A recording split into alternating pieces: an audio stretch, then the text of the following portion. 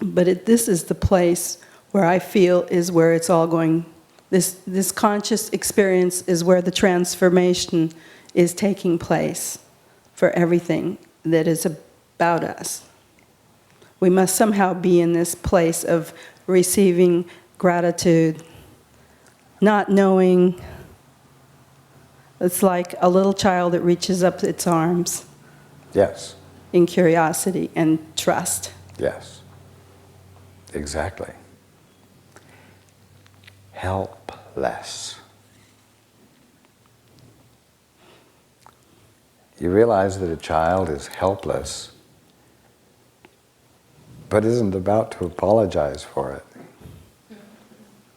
Doesn't feel guilty for being helpless. Doesn't feel guilty for needing. Doesn't think it has a poor self-image because it needs. It needs, and it glorifies in its capacity to need. Again, you must all become like little children. There's another vision that goes with that I'd like to ask. Once we are lifted up in His arms, the Father's arms, then... Once you realize that you were always in them. Well, okay. Yes. Then it's like we look out with confidence and trust as He's doing everything, and we're watching from this place of safety and comfort. That's it, exactly. I've always had that vision as a child, for a long time, as a child. Somehow this is the feeling of it would be. Yes. Yes. Thank you very much.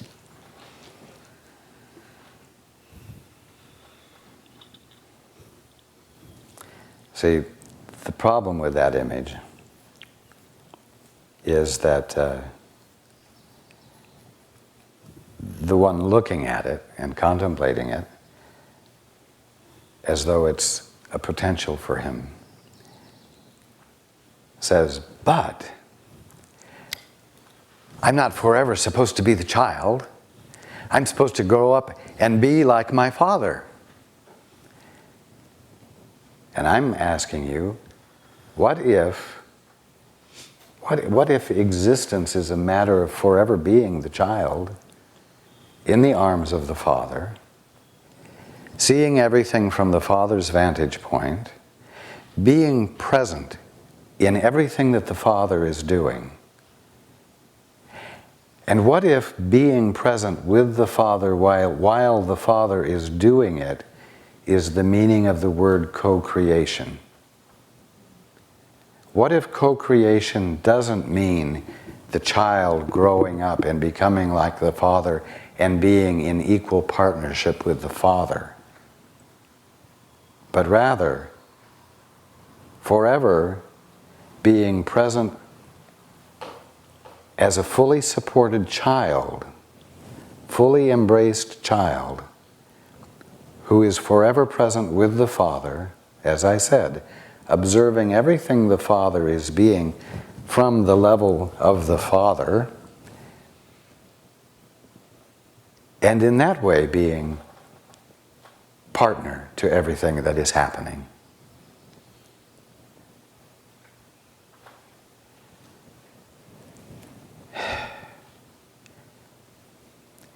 Real maturity comes when the child no longer thinks, imagines, hopes for the time that it will be grown up and independent from the Father. That's always how I see it. Well, that's the way it is right now with every single one of you. And that's the discovery as an experience that awaits you. But it's going to mean abandoning every attempt to slither out of your Father's arms and be able to move on your own, of your own volition.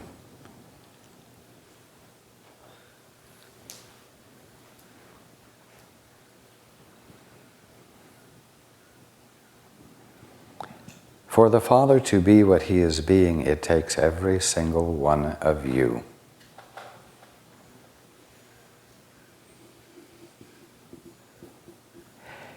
And so when you yield into what the Father is being, you won't all turn into 1,000 Pauls sitting on a stage repeating Raja's words. Because that wouldn't be an infinite expression of God, would it? So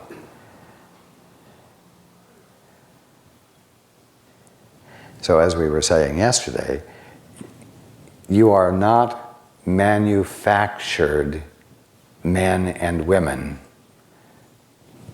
punched out by a mold, one after another.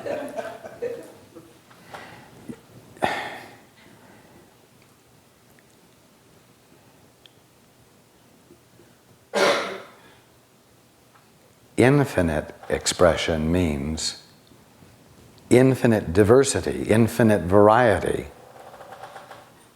infinite uniqueness. And it's a uniqueness you inherit rather than acquire. It's a uniqueness that is your birthright, you might say. And you can't do a thing about it. You've got it, and you can't change it. But you can yield to it. That's what waking up means, yielding to who you are as what the Father is being right there where each of you seems to be. I say seems to be because you're not only specifically identified, but you are universally identified as well. The universe and everything that you see is the rest of your body, you might say. It's the rest of your conscious experience of being as mind and not a body. So you don't have to be afraid that if you yield into the Father's arms and remain a babe, full of need, totally needy, that you will lose out on everything that you identified as meaningful about growing up and becoming independent. Because growing up and becoming independent of your Father isn't what gives you uniqueness. Humanly speaking, you all grew up and broke away from your parents. The mantle of responsibility shifted. Some parents shifted it to you too early. Some shifted it to you at the right time. And some held on a little longer before shifting the mantle of responsibility.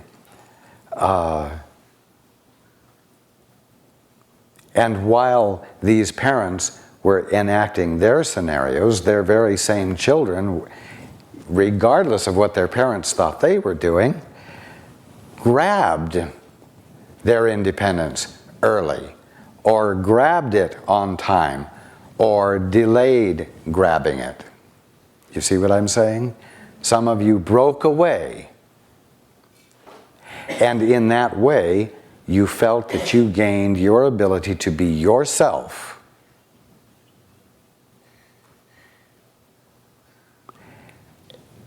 And nurture and bring forth your uniqueness. So growing up has been an essential part, you have thought, of becoming who you are with all of the fullness of being who you are. But what I'm saying is that in yielding to the Father and remaining the child, and I'm talking about God the Father, God the Father, Mother, in yielding to God being forever the needy child, where you are always reaching or paying attention to what the Father is being instead of what you want to do down on the ground running around playing apart from the Father. In yielding to that, you do become fully realized.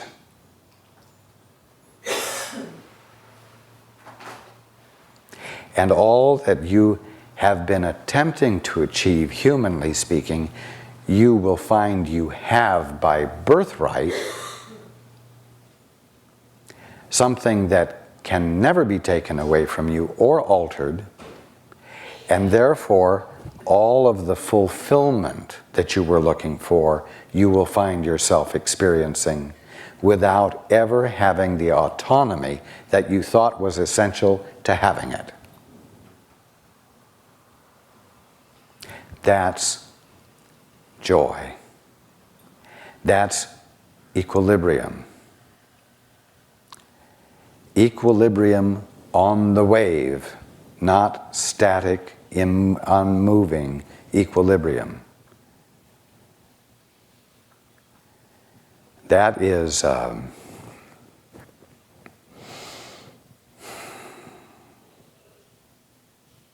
perfect safety. It's invulnerability. It's invincibility.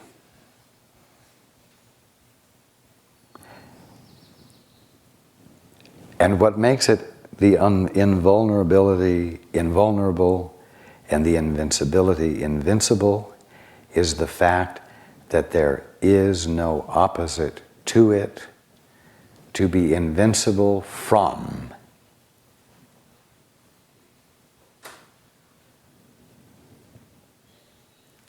And that's what makes it absolute as the conscious experience of your being.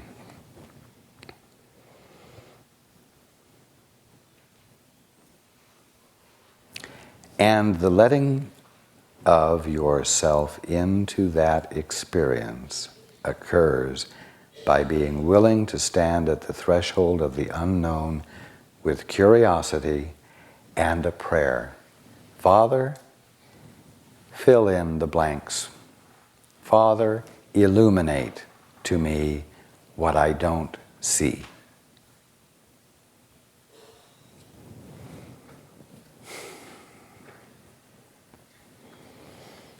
My prayer is, help me to experience and implement your point of view. Indeed.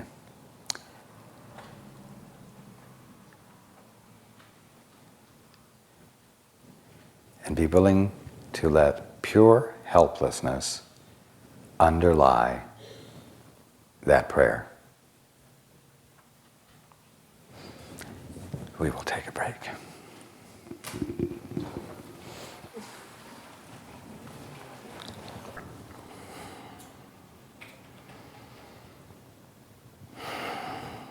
Okay. Hands.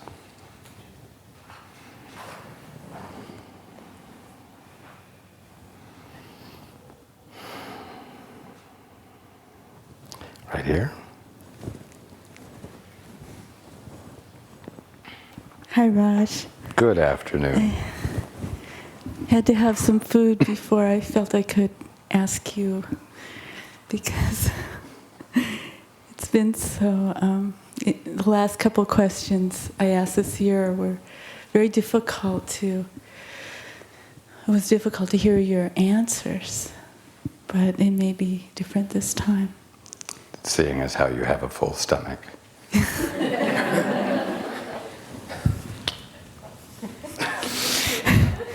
Okay. Lighten up. Yeah.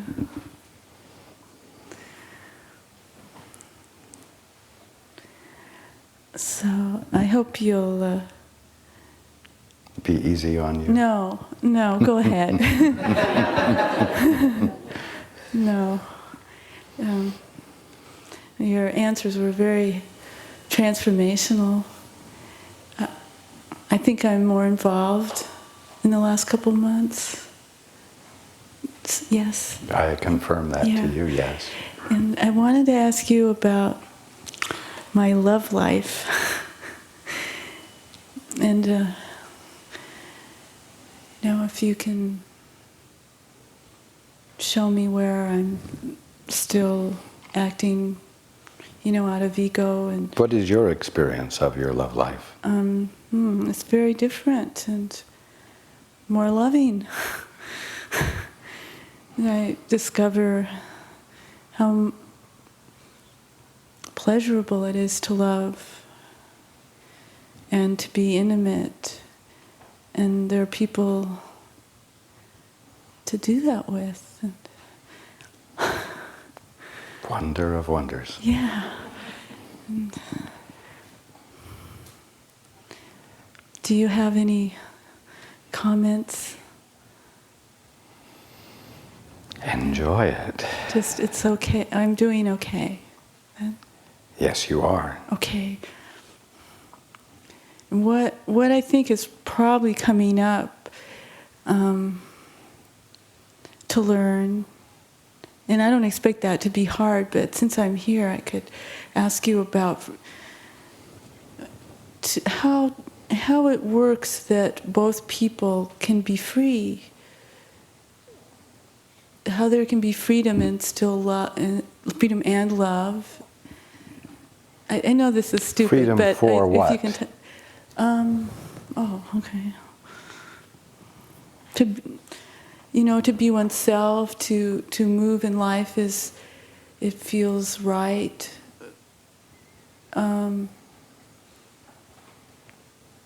Is there responsibility to other people? Since I've been overly responsible in, my life, or suffered from feeling that way. Well, if there is an object of your affection, you will express your affection in the direction of that object and not willy-nilly all over the universe, so to speak. In other words, relationship, as you were speaking about it, is one that involves some commitment. And in that commitment, there is a certain loss of freedom. If you are going to have a definite relationship with someone, you are not going to have definite relationships with 10 other someone simultaneously. Is that clear? I'm listening. Yes. Okay. And so in that sense, there is a loss of freedom. There is a loss of the freedom you would have if there were no committed relationship whatsoever. But beyond that loss, the expression and sharing of love doesn't constitute any kind of loss of freedom to be yourself. It's in that context of love that both of you are free to be fully. In the context of support and caring, you see, that is what you should be expecting.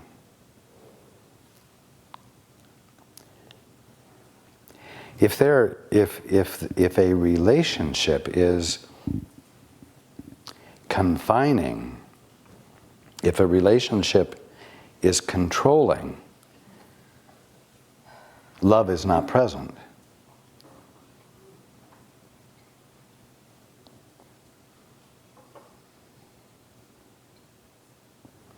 Now, I understand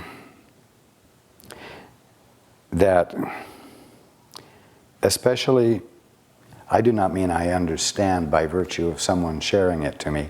I understand from the inside out that it is a popular concept that women have, not one that men generally have, that through loving, they can change their mate. If they love their mate enough, they can change them. If they love them enough, they can help them grow out of whoever they currently are, or help them to leave behind their bad habits, etc. And that generally speaking, a woman can, through the expression of unconditional love, benefit their lover. That's not love, that's arrogance, it's control, it's manipulation, and it's using love as an excuse. That's not love. Now,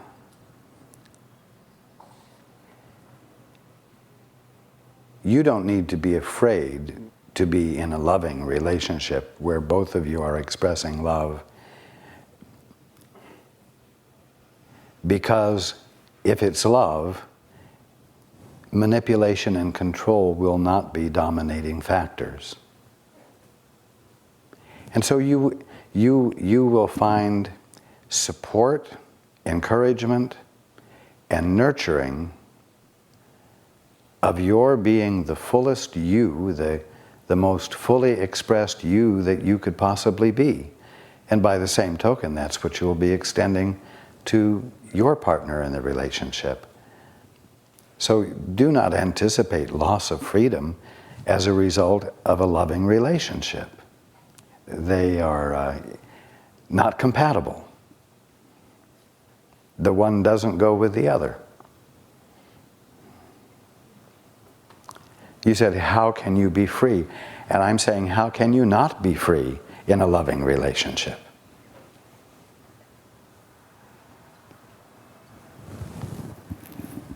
Is it important to, it sounds like it's important to be committed, you're saying to be committed to one person, to have that depth of love? Well, you were speaking of your love life. And a love life usually means a loving relationship with one particular person.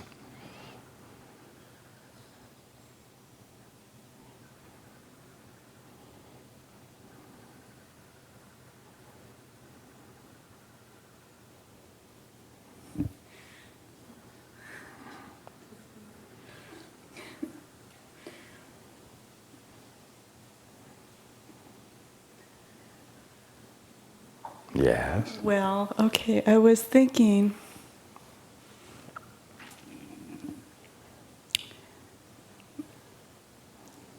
maybe it would be, that there would be a possibility, I haven't, my mind doesn't know how to conceptualize anything here, but the feeling that perhaps there was some other way to be involved with people without having that kind of relationship. I don't...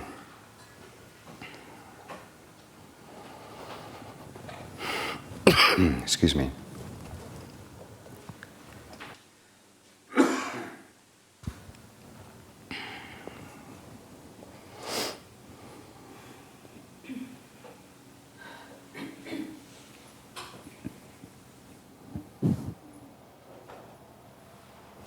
I'm going to ask you to ask your question again and be as utterly specific as you can.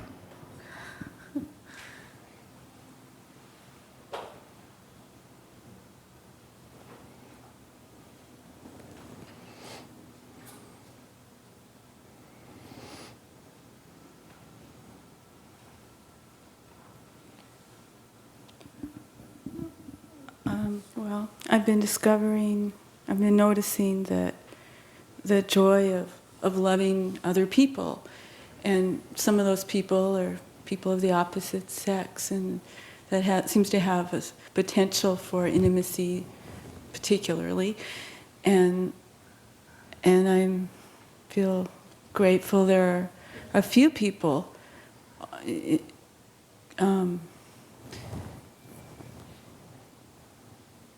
who are present in my life to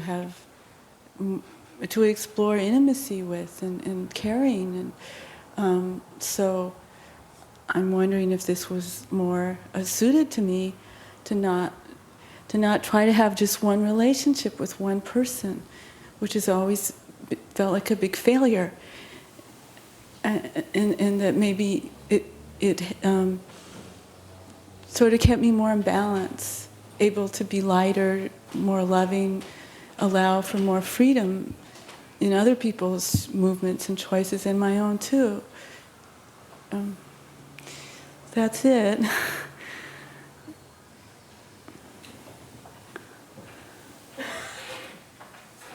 When we last spoke together, I was speaking about extension, about involvement with others, about making a gift of what you have to share, to involve yourself with others where, as a result of the involvement, they are better off than they were before.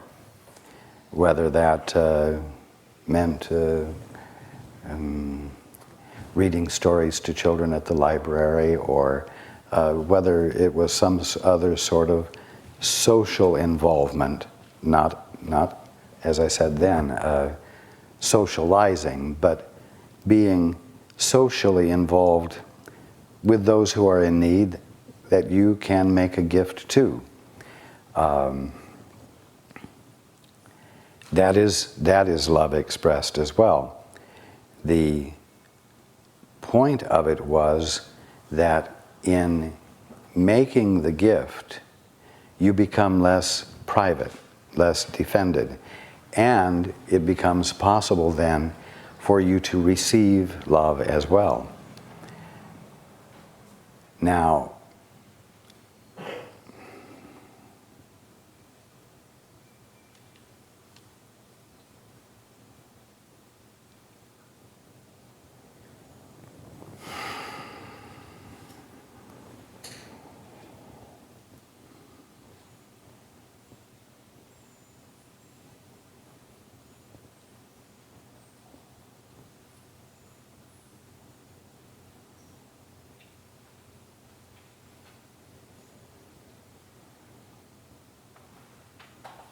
just a moment.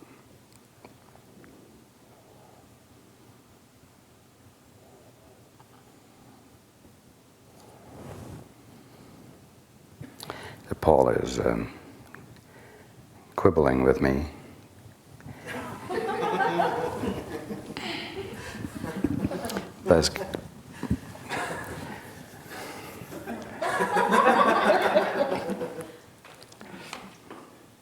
Because he thinks what I'm about to say sounds too Victorian and not modern, and certainly not unconditionally spiritual. But nevertheless, he is willing to say what I am saying, and it is this. I am not encouraging you to become what in the past has been called a, quote, loose woman, unquote. Indiscriminate, loving intimacy is not wise and doesn't constitute self-respect.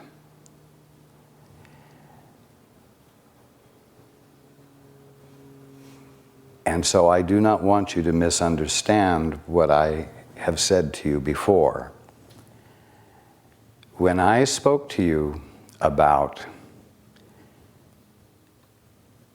becoming less private, less defended, and making the gift of yourself,